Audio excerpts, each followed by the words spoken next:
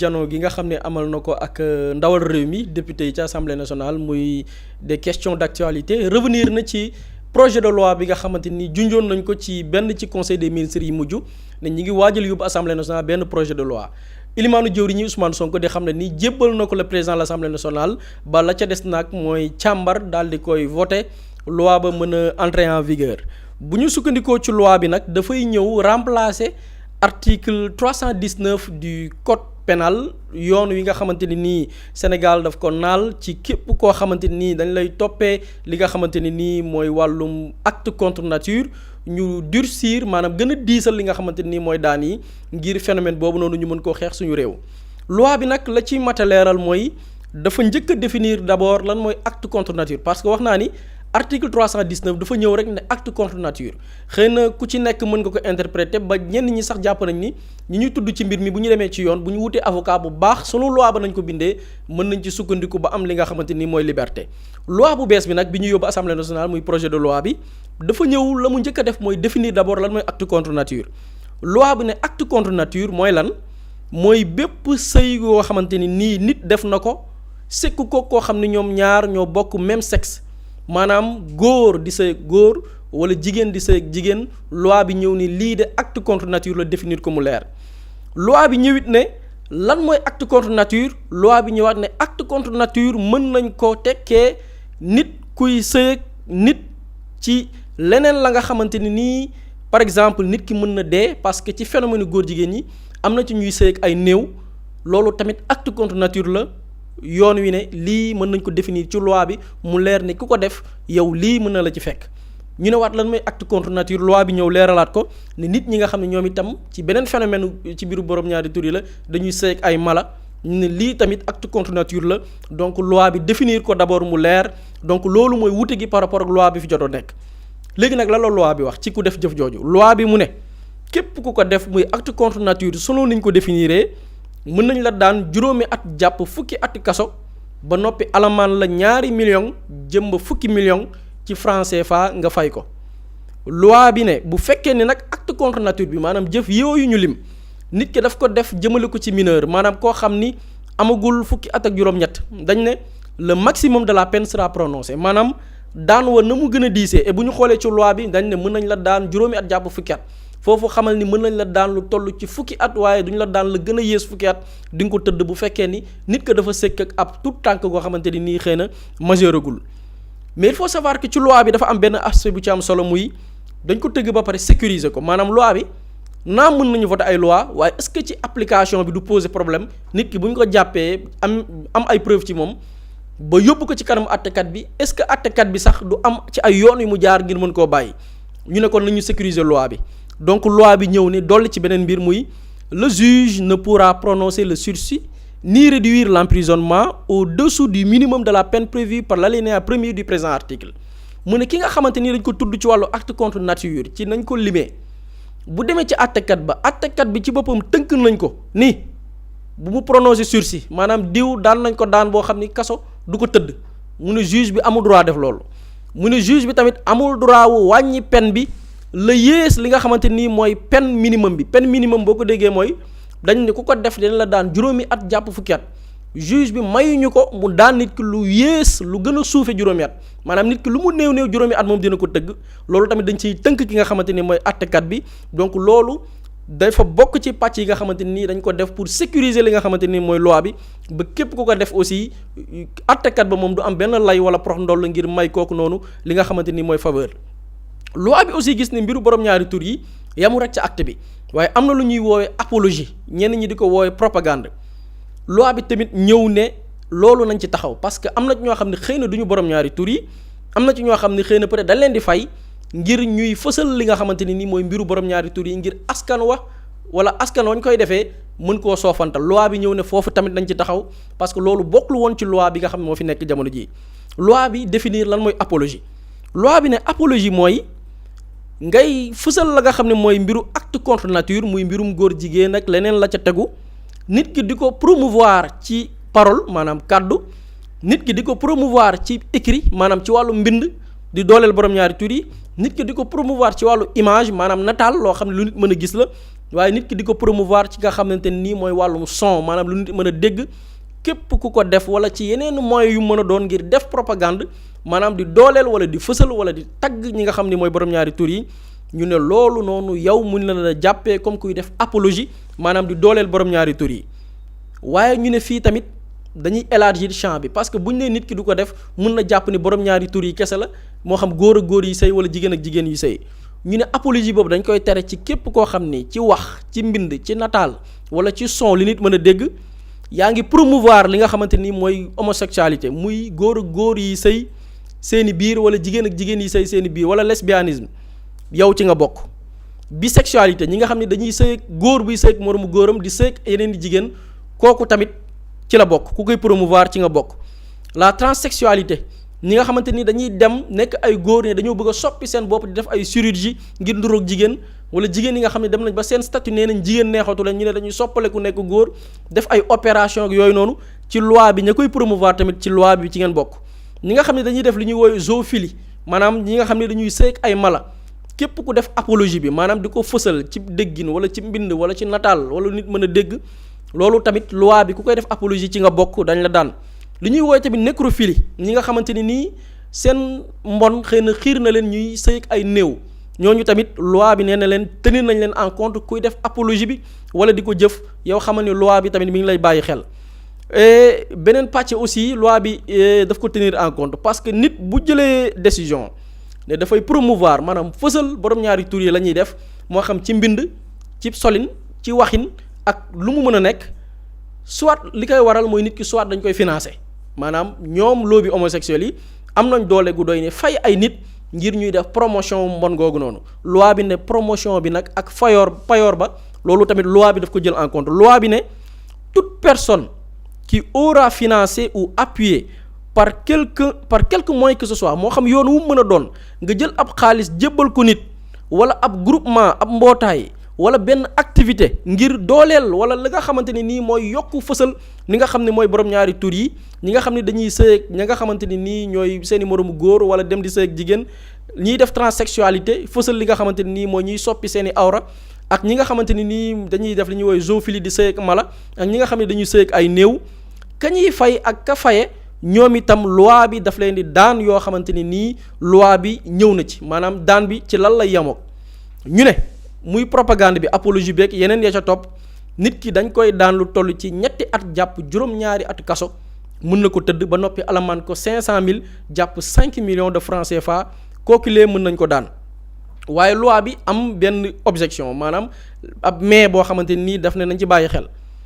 loolu noonu muy financement ñeel borom ñaari tur yi duñ ko appliquer ci yi nga xam ne da leen di wooye ay structure et organisation de santé. par exemple tey am na ñu amee jàngoro ji nga xam ne mooy sida peut-être état pour xeex jàngoro ji law am na ay barab yuy faj nit ñi maanaam di leen jox ay garab ngir ko ñu mën a tenir pour que mbir mi dafay nekk parce que coow li dafay dem ba nekk question de santé publique loolu nag tax na yenn structure ak organisation yi nga xam ne dañuy faj ñi nga xam ne ñooy jàngoro ji nga xam ne dañu amee jàngoro ji nga xam ne mooy sida ñoom duñ ko appliquer ci li nga xamante ni mooy daan yooyu kenn du leen considérer comme ñuy def apologie ay fajkat kese la ñu nekk pour taxaw ñi nga xam ne dañu amee jàngoro ji waaye tamit loi bi yamu ci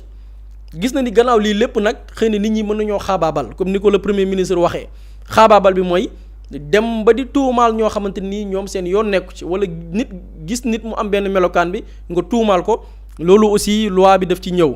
mu ne képp koo xamante ni nii da nga accuser nit tuumaal nit wàllum ngóor jigéen ak leneen loo xam ne nii daf ko jege te amoo ci benn preuve da nga ko teg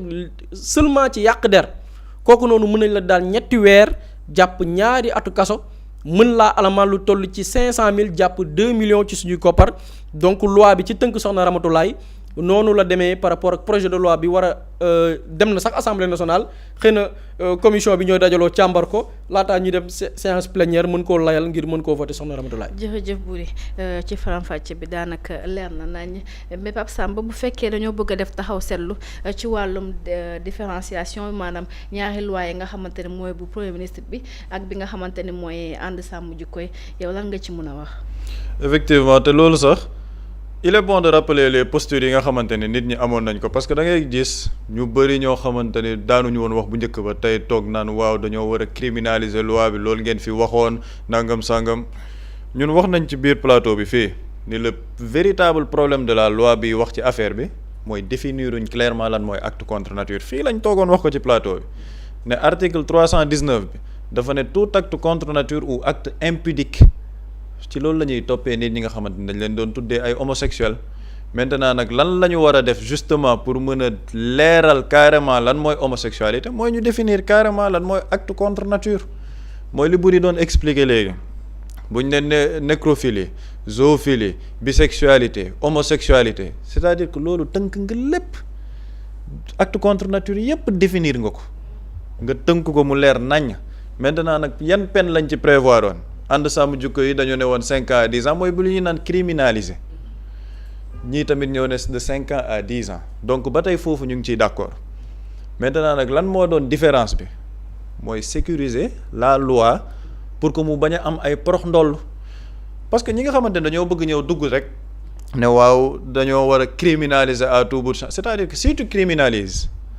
te yow wane woo différence yi nga xamante ne am na entre la criminalisation ak durcissement des peines c'est-à-dire il ne faut pas criminaliser pour durcir les peines sans pour autant définir carrément lan mooy les actes contre nature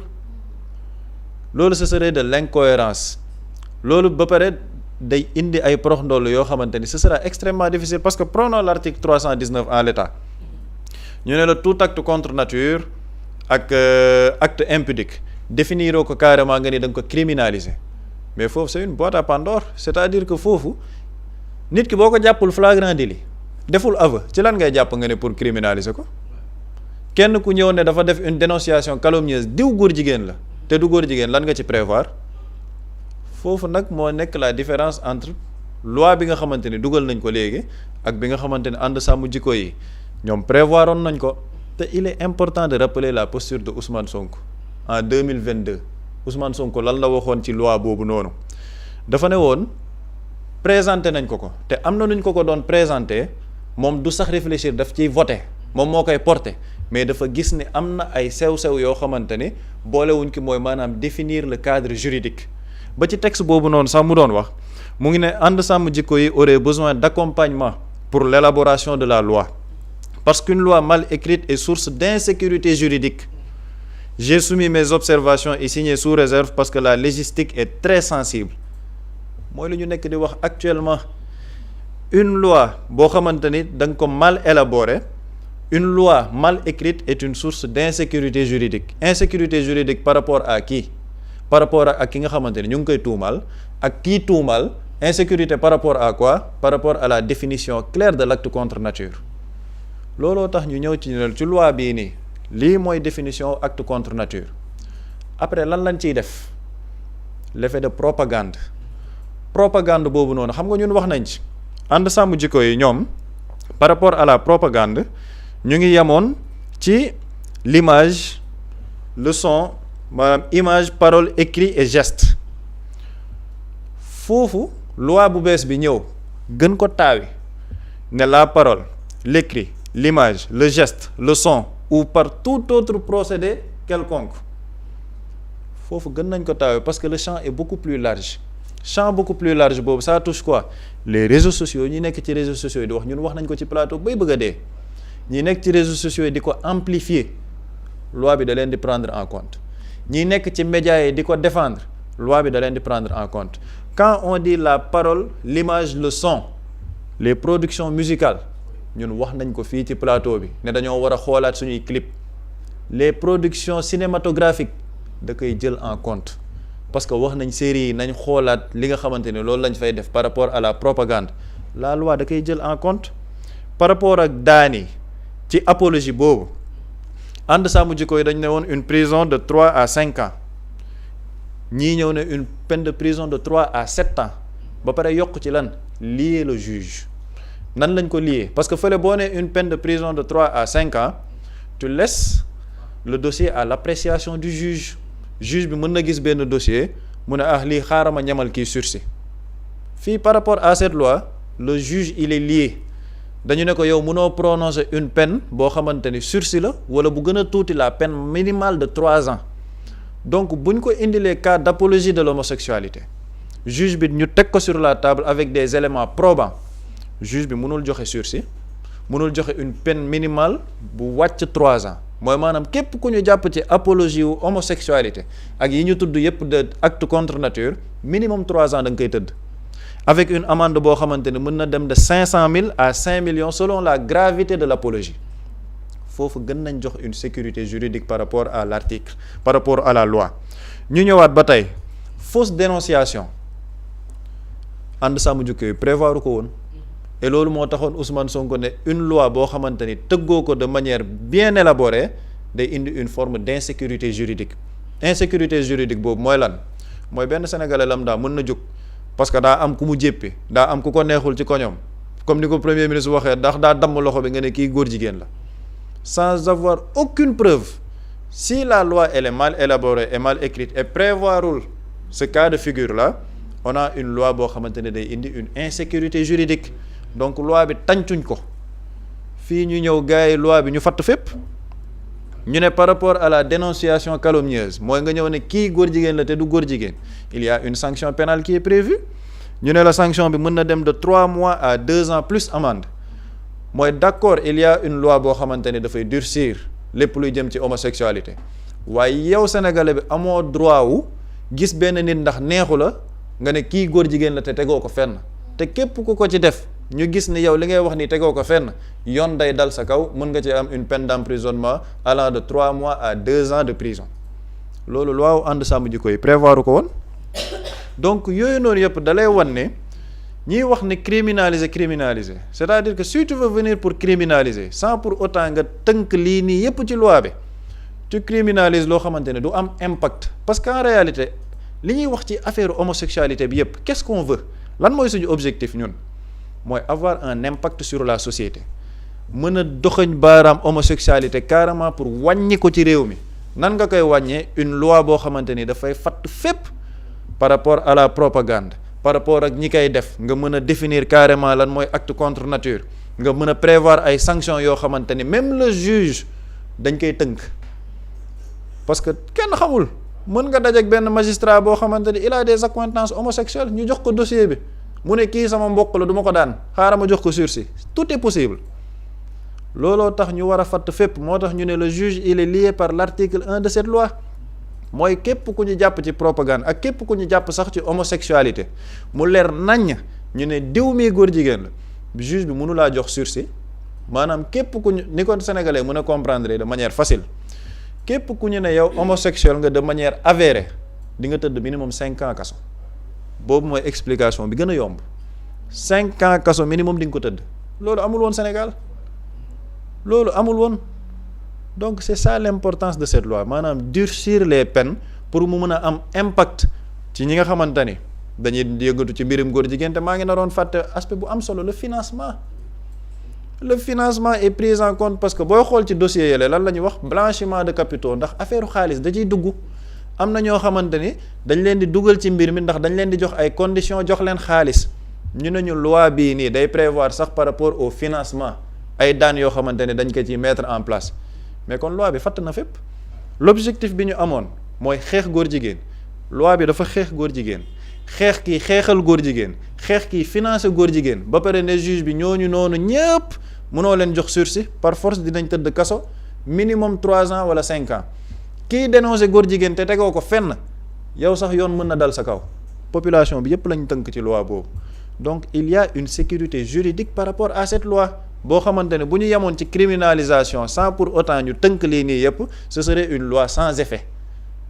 loolu moom mooy solow loi bi nga xamante ni def nañ ko et ñun ci contexte bi ñu nekk ni jàpp nañ ne c'est une loi très pertinente boo xam ne bu ñu ko yóbbee à l'Assemblée nationale ñu matérialiser ko dina am impact bi ñu bëgg ci xeex bi ñuy xeex homosexualité ci réew mi. jërëjëf Pape Samba dafa mel ni Boury ki nga xamante ni mooy premier ministre Ousmane Sonko dafa fatt fépp maanaam bëggul benn prox ndoll. Effectivement, parce que Pape Samba a bien fait de faire la comparaison parce qu'il y a de la manipulation dans ce dossier-là. Il y a trop de manipulation. Parfois, ñenn ñi boo leen déggee ñu wax et le premier ministre daf ko souligner démb ci sorteem mu ne débat bii nag dafa am ñoo xam ni mën nañ ci wax mais dafa am ñoo xam ni mais dañ leen di wax mais vous n'avez pas droit à la parole. Et foofu sax laa bëgg njëkk a ñëw balaa muy ñëw ci sa question Ramatoulaye parce que bu dee dafa am ñoo xam ni amuñu droit wax ñan la xam nga démb gis nañ ku ci mel ne Abdou Mbow xaritu Pape Samba Pape Samba dafa souligner ni loi bi gouvernement xam nga gars yi duñ ñëw ni da ngeen a trahir ànd sàmm jikko yi parce que ànd sàmm jikko yi waxoo leen woon lii waa ànd sàmm jikko yi leeral bi Pape Samba def dafay wane ni ñoom loi bi ñu indi sax moo gën a diis bi ànd sàmm jikko yi prévoir c'est-à-dire que li ànd sàmm jikko yi teg proposition de loi bi ànd sàmm jikko yi def projet de loi bu bees bi moo gën a diis li waa ànd sàmm jikko yi bindoon kon tenir nañ seen promesse waa oui ou non oui tenir nañ seen promesse léegi ñan ñoo war a noppi loi bi nga xam ne ñoom dañoo ñëw diisal ko ñoom loi bi gën a woyof bi ñu leen proposé woon dañ ko rejeté dama ne fàtte xaju fi démb pourquoi may cité Abdou Mbow ak ñiy wax fii nii bi ñuy cité loi bi y a des noms fukki doomi aadama ak juróom-ñeent xam nga assemblée bu ñu fa yóbbee loi dafa am bureau bu war a dajaloo ba pare bu ñu toogee xayma balaa muy dem séance plénière ay mujj mais bureau assemblée nationale jamonoy nguuru Macky Sall bi ñu dajaloo bureau bi y avait 19 membres fukki membres ak juróom-ñeent di ay député ñoom ñëpp dañoo voté contre dafa am ñu voté contre am na ñoom dañoo daw jour bi ñu koy voté am na ñoo xam ne dañoo sàqi ñëwuñu mais am na ñu ñëw kan la Moustapha Niass moo nekkoon président de l'Assemblée nationale Abdou Mbow bi ngeen gis démb fii muy wax Abdou Mbow ci la Abdou Mbow jamono yooyu moo nekkoon le premier vice-président de l'Assemblée nationale c'est-à-dire que tey en cas d'indisponibilité de Moustapha Niass Abdou Mbow mooy mais la deuxième personnalité forte à l'Assemblée nationale Abdou Mbow mi ngi woon ci biir bureau bi Cheikh Tidiane Gadio ma nga fa woon 3e vice-président Aïssatou Sow Diawara 4e vice-présidente Ndeye Lucie Cissé 6e vice-présidente Ali Lo 7e vice-présidente Ndeye Sira Ndiaye Daouda Dia premier questeur à l'Assemblée nationale Aymérou Gningue premier président du groupe parlementaire Benno Bokk Yaakaar ñii ñëw dajaloo woon rejeter la proposition de loi de ànd sàmm jikko yi man ki ma ci gën a intéressé mooy Abdou Mbow ma nga woon ci lii moom moo rejeté lii Abdou Mbow ñii waruñ participer bu ñuy wax wàllu débat ñii waratuñ ci ji dañu war a noppi dafa war a noppi c'est-à-dire que man daal Sénégal munoo xeex mbir ba pare ñëwaat ne contre benn loi ñëwaat ne moom ngay défendre c'est-à-dire que yow xeexoo pour des causes xeexoo pour des principes ba ci ñi ñuy àndal ñoom ñi bokk seen parti ak seeni militants ak sympathisants ñi leen di safoo dañoo war a noppi parce que ñoom ak ñi ñu àndal jamono yooyu wax naa fi am na ci kenn koo xam ne je me souviens am na benn texte bu Ababacar Mbuub defoon benn waay da koo taf la mu ko yàq man ñemewuma ci jaar sama wor ma mayuma ma jaar ci waa ji li mu yàq Ababacar Mbuub dem porter ko plainte nitu APR moo def loolu de ku bokk APR moo taxaw yàq loolu Ababacar Mbuub dem porter ko plainte mujjul fenn tey ces mêmes personnes bu ñu taxawee tey ni ñoom ñooy sàmm jikko yi ñoom pour man waa ànd sàmm jikko yi sax ñooñu bu ñu ñëwee di leen rapporter dañ leen war a dàq di leen dàqe tellement que ces gens ne nous respectent pas léegi ñu jël par rapport ak tey li ñu doon wax naan et il faut souligner aussi gis nga fii nee naa Sénégal li fi xewoon ces années passées nit mënu ko wëlbati gis naa si yenn ci ay tappalekat yu ne tey dañuy def ay conférence de presse gis naa ci ñenn ñu profité def ay publication di fàttali ni bi ànd sàmm jikko yi wootee woon le grand rassemblement pour que ñu diisal daan bi jëm ci borom ñaari tur yi benn politicien moo fa toogoon pas benn politicien mais leader politique ci ñu ràññee woon les forces yi nekkoon dans l'opposition c'était Ousmane Sonko seul moo fa nekkoon ci leader yi fi nekk tey di bëri wax amul kenn pourquoi moo tax Ousmane Sonko gars yi bàyyiwuñ ci xel démb bi muy wax xam nga lan la fexe leen ba bu ñuy voté loi bi na ngeen ñëw wax jooju dafa am lu muy tekki beaucoup de personnes yi nekk dans l'opposition ils sont pas pour la criminalisation de l'homosexualité loi bii ñu voté nii sax ànduñ ci c'est des questions yoo xam ne doo leen ci dégg am na ñoo xam ne jamono ji xoolal fan yi doo leen dégg ñoo gën a bëri wax nag fan yi doo leen dégg dañ naan muut bu ñuy voté loi bi buy jub si dinañ def voyage dem di photo à l'étranger dañuy daw parce que loi bi kenn ñemewu ko woon donc loolu lu muy signifier mooy y a le courage politique et comme on l'a dit manipulation bi nit ñi duñ ko nangu xam nga lan mooy manipulation bi ñëw ne loi bi ànd sàmm jikko yi def da ngeen ko jël tegee ko ne la indi seen loi non loi bu bees bi moo gën a diis loi bi ànd sàmm jikko yi defoon kon ils ont tenu parole te bu gaa yaakaar ni lii c'est une décision simple de peut-être après on aura la possibilité de revenir ci lii du n'importe quel politique moo koy def de il l'a même souligné. lii du politicien yëpp koy def de ñi fi nekk di wax di rëy làmmiñ fii jëlal ma dans l'opposition ñan ñoo ci am une position tranchée ci loi bi il faut rappeler bi ñuy demaat di yóbbu loi ba xam nga ànd sàmm jikko yi bi ñuy dem dañ leen dàq ne leen yéen du ngeen ay député du ngeen dara naan da ngeen di déposer proposition de loi tey jëlal la démarche de Benno Bokk Yaakaar ak tey régime bi ànd sàmm jikko yi bu ñu amee seen proposition dañoo ñëw dalal leen ne leen kaay leen jox leen ñu loi bi ñu jox leen par rapport ak ñi fi nekkoon lu ñu def dañ leen dàq diaboliser leen jël seen i militants ñu nekk ci réseaux sociaux di leen saaga di xotti seen worma di taf ay kilifa di leen saaga di leen wax lu ne comparé ko tey ak sa régime dañ leen woone leen kaay leen loi bi jarul sax ngeen koy proposer ñun ñoo koy porter au lieu d'une proposition c'est un projet de loi boo xam ne gouvernement bi moo koy àngu c'est-à-dire que on a un gouvernement boo xamante nii dawuñu seen responsabilité parce que daw seen responsabilité xam nga dafa am lu gënoon yomb li gënoon yomb mooy ñoom ñi def seen proposition de loi gouvernement bi raxasu ci ñu ne non c'est une proposition de loi mais gouvernement bi moo jël décision moom porter projet bi boole kook nag ñàkk projet bi et je pense que tey comme li nga wax fàtte fépp gars yi dañu fàtte fépp et c'est une volonté man pour man dañu war a féliciter nos gouvernants fii am nañu fiy rëy làmmiñ ci opposition bi ku ci falu woon lii saay doo ko sax tudd musuñ ci sax laale xam nga tey lu tax ñu bari tegoon pression Ousmane Sonko parce que dafa impliqué woon ci xeex bi mais am na ci ñoo xam ne dañ ci dul sax impliqué bañ leen naan yaa waxam waxoo wala yaa diggé woon wala diggé woon c'est un courage politique et je pense qu'après on aura la possibilité revenir ci pourquoi c'est un courage politique peut-être après dinañ am possibilité revenir dellu si waat ci jërëjëf Boury ba tey sax ci opposition boobu dañ ci des ndax ñoom gis nañ démb seen taxawaay ginnaaw bu ki nga xamante Ousmane Sonko yëkkatee ay kàddu foofu ci Assemblée nationale gis nañ aussi li nga xamante ni mooy taxawaay waa bitim réew Boury waaw foofu mooy nekk transition bi sax parce que diñ naan parfois ñun Sénégal daf ci am yoo xam dañ ci war a sante yàlla parce que Sékou Touré ancien président de la Guinée moo jàkkaarloo woon ak Guinéens yi ne leen bés bu ngeen gisee occidentaux yi tubaab yi di ma xarab di jël seeni médias di ma xas jàppale ni maa ngi leen di liggéeyal yéen waa Guinée waaye yéen waa Guinée xam leen ni bis bu ngeen gisee waa occident yi di ma tagg di ma tresser des lauriers di ma tàccu Sékou Touré yaa fi gën yaa fi baax xamal leen ni man Sékou Touré trahir naa leen tey par rapport ak suñu gouvernement yi décision bi ñu jël démb pour durcir loi bi jëm ci wàllu homosexualité yi man sans que ma xool loi bi léegi supposons xooluma loi bi man la may gisee mooy ban bët la ci Occident bi am boo demee dans les médias occidentaux ñëpp a ngi dal ci kaw Sénégal am na benn média bu ñu naan Info Migrant lan la ñu titré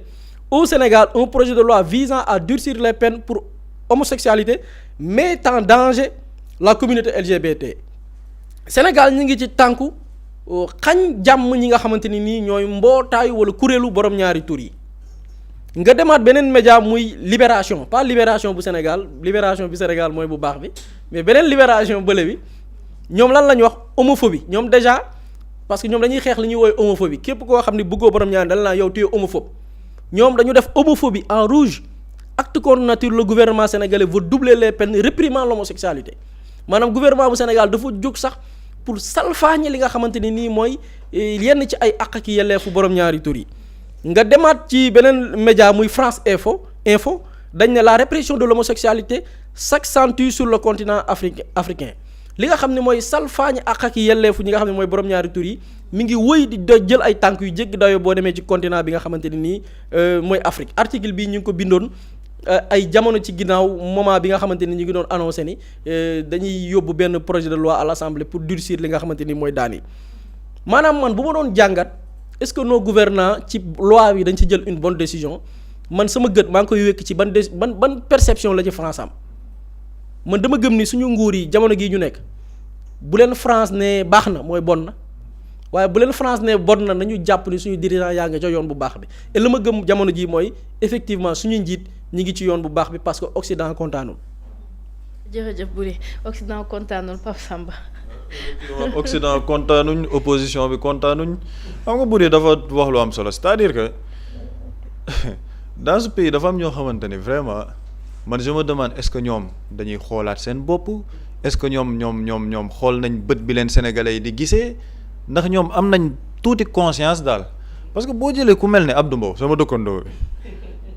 pendant 12 ans nga nekk ko biir assemblée nationale loi bu ñu indi bu jëm ci homosexualité nga bañ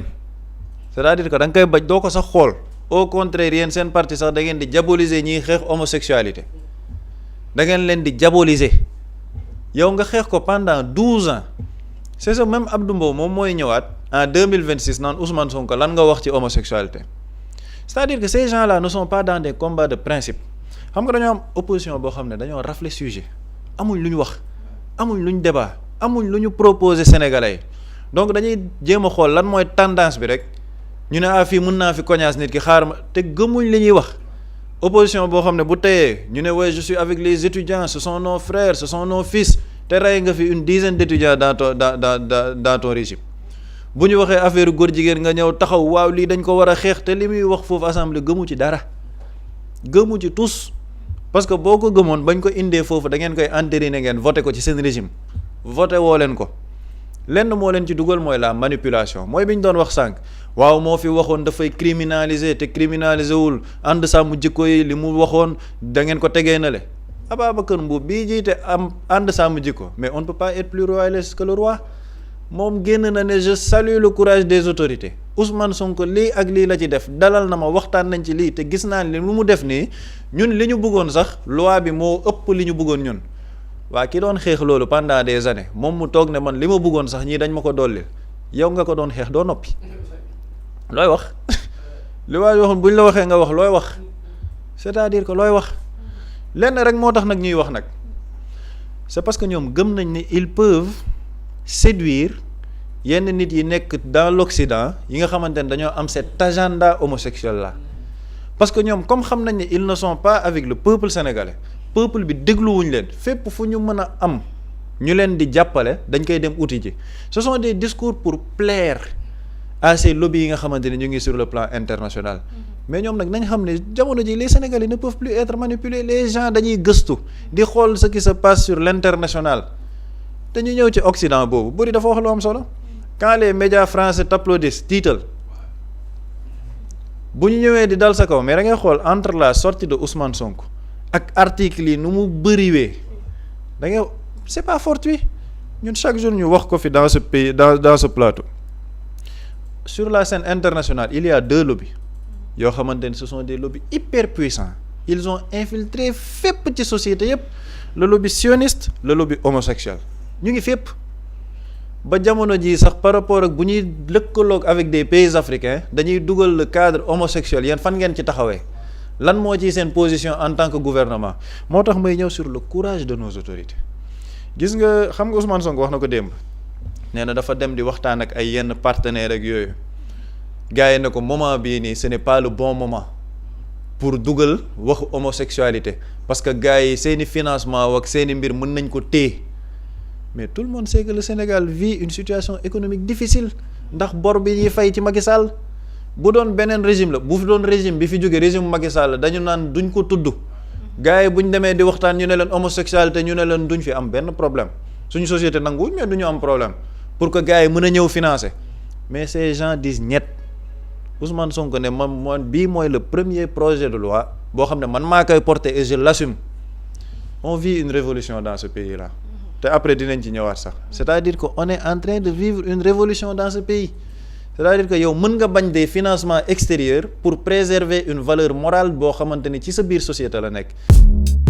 Mously Immo Sénégal moo leen di indil saafara ci jafe-jafe bu ngeen am ci wàllum immobilier yow mi bëgg a jënd kër yow mi bëgg a tabax wala nga jaay sa terrain jokkool ak waa Mously Immo ku am sa kër bëgg ku la ko terrassel wala nga am sa tool bëgg ku la ko lotisel defal la ko ay terrain Mously Immo Sénégal daf leen koy jàppandal gunge leen ci anam gu mucc ayib ku am sa kër itam te nekkuloo ci biir réew mi bëgg ku la ko toppatool gérer la ko Mously Immo moo ci gën a gaaw gën ci wóor ku bëgg réfectionner tabax wala nga defar plan architecte mën nga jokkoo itam ak waa Mously Immo Sénégal mën ngeen leen a woo ci 77 887 25 13 77 887 25 13 Mouslay Immo indi saafara ngir jëndum kër tabax jaayum terrain terrasse yi ay tool wala lotissé ko defal leen ko ay terrain loolu lépp Mouslay Immo moo ci gën a gaaw man ngeen itam abonné ci seen chaîne YouTube Mouslay Immo Sénégal ngir am yeneeni xabaar yu gën a dëggu wala itam wàllum conseil ci wàllum immobilier fii ci biir réewum Sénégal